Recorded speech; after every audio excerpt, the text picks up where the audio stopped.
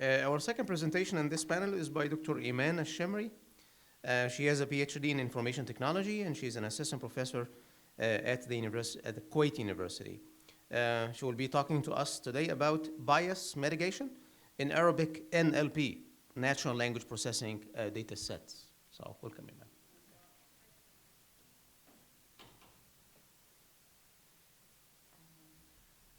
Bismillah ar-Rahman ar-Rahim. I assume everybody speaks in Arabic, right? For the most part. Yeah, okay. So, Assalamu alaikum. So, I will start by the Islamic greeting. Assalamu alaikum wa rahmatullahi wa barakatuh. I'm glad to be here today at Arizona, at University of Arizona. Thank you very much for your kind invitation and acceptance. The topic today is kind of more into data science. It's just to tell Dr. Atiyah, it's sad to know that us as data scientists spend hours and hours and hours of our life researching, and he wants it free. So he needs it for free.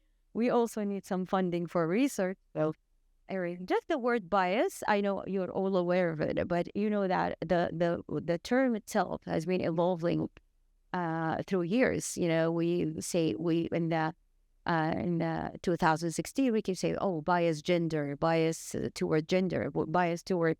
But nowadays we have this, or in the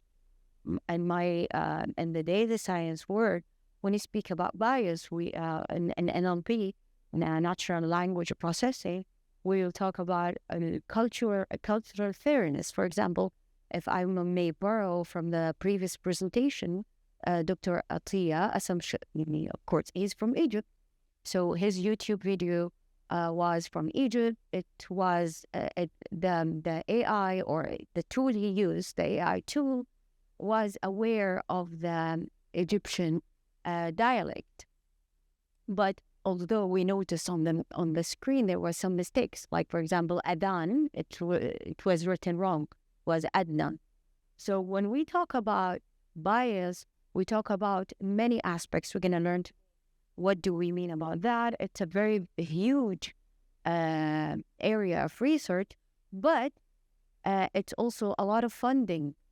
What I'm assuming is that in my field, that a lot of funding is going to go towards that. Why? Because with commercializing tools, AI tools, we have more demand now in the market for AI tools. And me, for example, as my accent or my dialect is Gulf, go back Kuwait, go back, I'm a Bedouin, okay? I'm a Bedouin, I have my own accent and dialect that I speak with my family, with my grandmother. My brother speaks it in Diwaniya, but he doesn't speak it at his work because we have something called Lahja al-Bayda Eiman in Kuwait. Lahja al-Bayda means that it's an accent or a dialect that every Kuwaiti understands, but deeply inside, every Kuwaiti has an origin. Okay, so for me, for example, Eiman Shammari, I'm a tribal, from a tribe, so I have my own dialect. So back to the subject, that a lot of money, I believe it would be and will be pushed toward this research side, because now AI tools are being commercialized and a lot of people are making money out of it. So when I talk about bias, refers to the systematic distortion in data or model behavior. Who does it? Who does that? Actually, us. When we train, when we wouldn't reach the AI without an initial bed of data. Okay, this data is textual data, or maybe audio data in Arabic, and then transform to text data. When we train it, what happened in the last 20 years is mostly, it was an MSA, modern Arabic language. We were avoiding to go to the dialects. Why? Because again, the tools were not there. There was no huge deal. Like, I didn't want to really focus on my research 20 years ago on dialect, because it wasn't used in texting. Now everybody has a cell phone. He's texting his mom, he's texting his brother, he's sending messages. So actually these dialects are in the machine now. They are coded inside the machines. 20 years ago, usually people used Arabic MSA, modern Arabic language. So we are actually the data science people who enter the data on the system. We create that when we were training the systems. Okay, so back in 2000, when I was at University of Arkansas, when September 11 happened, this I always say silver lining, right? As a data scientist, what happens in 2000 is that because of September 11, a lot of money was pushed toward data mining Arabic data because there was a must. Now, I feel that the same, we're going to enter a new era of focusing with that because I have a customer, I have a demand. So back to that. So imbalanced training data would cause that bias. Social stereotypes, like the machine will assume, for example, I say, a nurse, immediately, without a doubt, 90% of you, when I say a nurse, will think of what? A female or a male? Female. So that's what I mean. When I say, oh, a manager, man. So this actually happens. Where can I use that in chatbots? When I use, like, for example, when I want to create an application that tells my son, for example, he's a high schooler, and my son comes and say, oh, I want to be in the medical field. La, la, la, la, la. If the chatbot assumed he's a man, based on my bias training, he will not offer him a nurse job. And that's a case, that's a real case scenario that we have these things. So annotation and label indecision. For example, when I will actually explain each one of them later, like by slide, but I'm just taking you, before that, I like to give you the big picture and then go back in details. What do I mean by annotation? For example, in Egyptian, even in English, by the way, among the youth, when you say, he is cracking me up, he's killing me. What do I mean? Like, I'm laughing, right? But would the machine say, he's killing me? What would the machine understand? Really killing you. Yeah. In Arabic also, I say, الحفلة عجيبة كانت نار, right? We use this even in Egypt. We say, البنت دي was in Egypt we say, she's beautiful. She's like, what do we say? نار or whatever. So if I use the word fire, I go back to MSA. Fire means fire. But in each accent or dialect, it has a different meaning. And also among the youth generation, which really is not getting any attention, because we are actually usually researchers. We are from a different age group. We don't go back, and this happens also with educators. We don't go back and listen to the young generation who's actually is even in the universal population. They are the biggest consumers.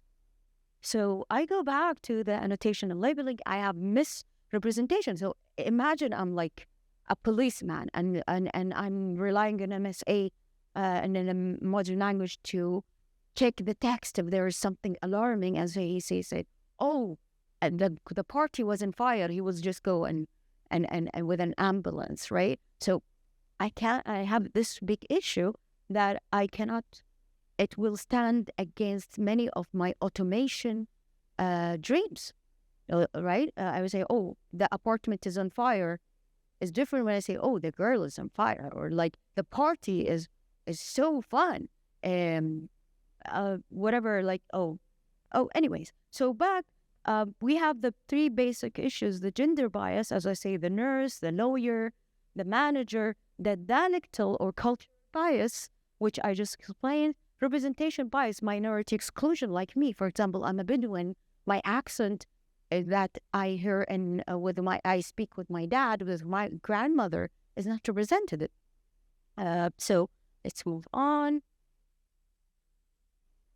Okay. So again, when this picture, when I say أريد, okay, أريد, but I'm a Kuwaiti, I don't say أريد, I say أبي. Another Kuwaiti guy would say أبغي, like he is from Saudi roots. Or even in Iraqi, say أريد. Egyptian hours. So all these, how would I train a machine? I have this huge data set now. I'm facing this issue of having, okay, what's the solution? Somebody's sitting outside the room saying, oh, what she's saying, just save them all and train the machine on them all. Oh, wait, I have a big issue. I have a scalability issue. So we'll talk about that. So social cultural richness, cultural norms vary significantly around the Arab world. Again, there is the unsaid problem is that actually the Arabic language is revolving, is changing. Even in Egypt, I noticed that the new young generation accent is totally different than the accent of people who are 5 years older.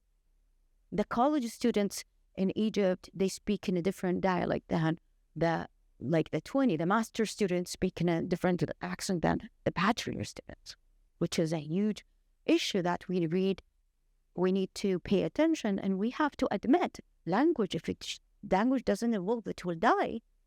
That's the reason the language has to change. I go to different lectures. I went to Qatar University and I saw those Arabic nahawiyin. They were like so stuck to grammar and stuff, and they refuse to understand that, we're going to talk now about code switching. We have a code switching issue. We have a lot of things we're going to talk about. And today I'm going to mention many issues, because I feel it's my duty as a data science to enlighten people to understand and accept, not to be rigid with languages. We have to admit the change. We have to admit that we are changing. Okay, so for example, Arabic Twitter corpus often overrepresent MSA and Egyptian. Why? Well, that's actually in the past, I would say that's true, but actually now we have a lot of Saudis. We have in Egypt, because of the number of users, but again, we have a lot of Saudi users. In the past, let's say 20 or 10 years, women were not outspoken. Now, a lot of women went to Twitter, for example, or X. Okay, so we have a cultural change that goes on, and that's affecting the language. I was on Twitter 13 years ago. I didn't see a lot of women in Twitter. Now there's a lot of women in Twitter. What does that mean? That means that their input, their terminologies are different than men. So even when say some things are not accepted, for example, let me give an example, and I did it on purpose. When I say in Egypt, we say this woman is muzza, a woman won't say that. So there is an acceptance of some also linguistic differences and linguistic barriers. As a woman, there are some terms I can't say, or not I can't say. I won't be respected among my culture surrounding if I said it. And if you are educating, let's say, non-native speakers to speak in Arabic, they also face a problem, because they can go train in Egypt or in Kuwait. They will face a big issue that, oh, wait, this language is not the language used there. So what did I do? I wasted 5-6 years of my life learning a language that I cannot use. So, or they would say something that is not appropriate, because he would say, let's say she spent 5 years studying Arabic and she goes to Kuwait and say, al-hafla nar. She would say, oh, fire, where's fire, right? Because she cannot relate. So again, underrepresentation, limited Arabic data sets. I have a limited Arabic data set for Kuwait. For example, Kuwaiti data set. Maybe just one or two. Moroccan, Egyptian, maybe a lot. And that also goes with the immigration. Because in America, I have a lot of scientists that have Egyptian origin, Palestinian origin, Syrian origin, Moroccan origin. But does Kuwaiti or Saudi immigrate? So they don't mix with. But nowadays, we have these mixed or shared activities, research. I would show inshallah later. So we move on. Where are we going? I'm actually flipping now. Like I'm starting from the end. What's happening in my world?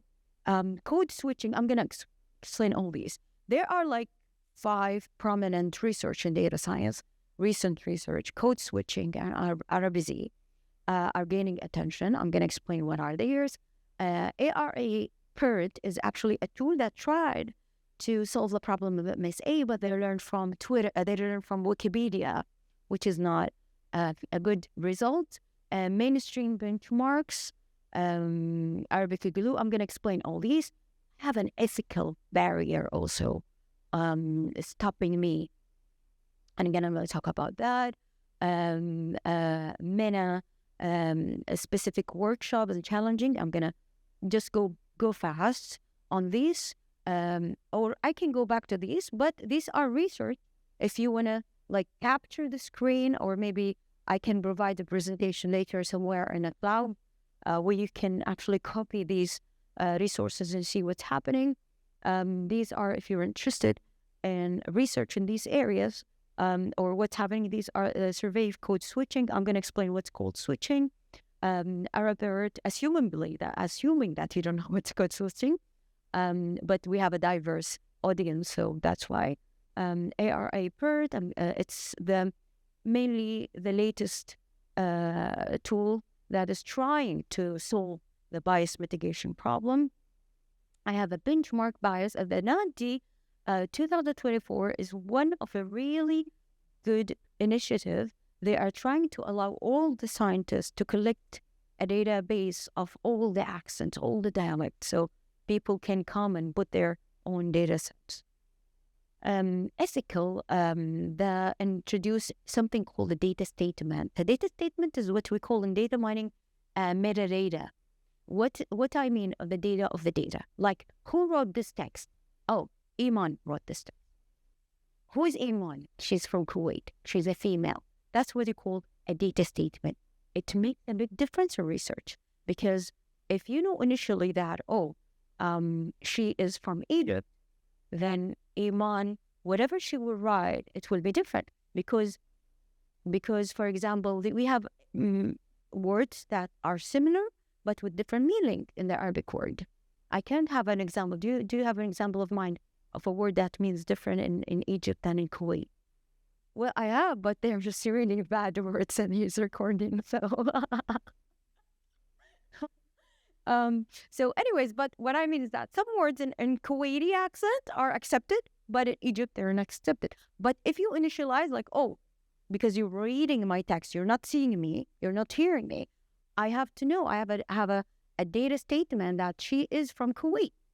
So I will accept that she would say that. Again, I have 3 minutes, so that's short. I think Dr. Atiyah got to, because he was providing free stuff. Is that why? Okay. So I'll move on because it's really... So I'm going to jump around because I have only 3 minutes. Okay? See, again, I'm saying I'm going to jump around. Right? So if you are a visual person like me, you're going to imagine me jumping on the table. So again, that's the social part. Okay, so code switching. What is code switching? It's actually what I'm doing now with my son, for example. I would say to my son, and that's because of the colonial, we in the Middle East are all colonial countries, means we have British ruling, French. So we, even the young generation say hi, hi, I'm saying hi. Is hi Arabic? I say, حق my son, I say, instead of saying, did you do your homework? I say, so wait till homework. And why is that? Because I am forced to speak in English in college. I have to say that government has a part in that, but it's not a bad thing. We all want to be in a global village. We all want to be mixed up. I don't mind, okay? But that's a problem to the machine. It's like, wait, this is Arabic. This is English. This is Arabic. This is English. Even in America, if someone fly to France for a week, right, doctor, you say, bonjour, and then you switch back, right, to English. Or you say, ti amo. If you go to Italy, it's like 4 or 5 words. Or even here, if you have a Spanish roots or South America roots, you would put some words. So code switching is everywhere. Is is all over the world. Now the young generation back to TikTok, they are actually following an influencer who's Arab, following an influencer who's Chinese, so they will get these code switching. So code switching prominent in the Arab countries and every country that was colonial. I have 1 minute. Oh my God. I have a lot to say. So again, as a solution, well, I'm not saying the solution. I'm going to say the problems. So scalability, what do? I do these issues. Again, I have to have a unified in the machine as a solution. I could put a read, abri, barit. I put them in one place that are the meaning, which is I want. Okay, so this is one of the solution in data science. I have a lot to say. I've been preparing for a month. Good. You have no mercy, no extra minute. Okay. Zero.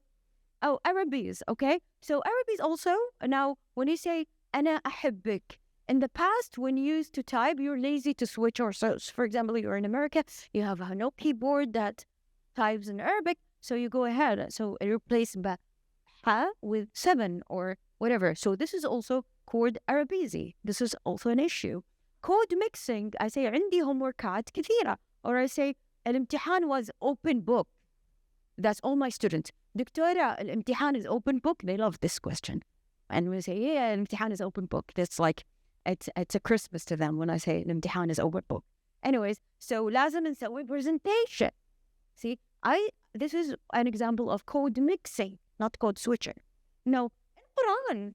See, that's one of the proofs that those nahawiyin who really bother me when there's any nahawiyin here. Oh, anyway, they actually attack me. It's like, Quran. I even have these words that are not Arabic originally, like qaswara. Qaswara is a lion. It's Ethiopian. Sujil is Parisian. Istabraq is Parisian. So, back to that, we should not be fighting. If you are in the sea, you're. Oh, I'm done. -1. Okay, -1. This is my grade. Okay, so that's it. I think I'll move on. I'll leave the presentation. Like, I'll fix some stuff and then give it back to you if you want to publish it. I'll give you the authorization to do so. So Dr. Atiya will say, we'll not do 10 emails to get my presentations. Okay, so it will be free, totally free. Okay, so anyway, so these are some of the solutions. I'll just, inshallah, it will be available for everybody. So, and voila, done.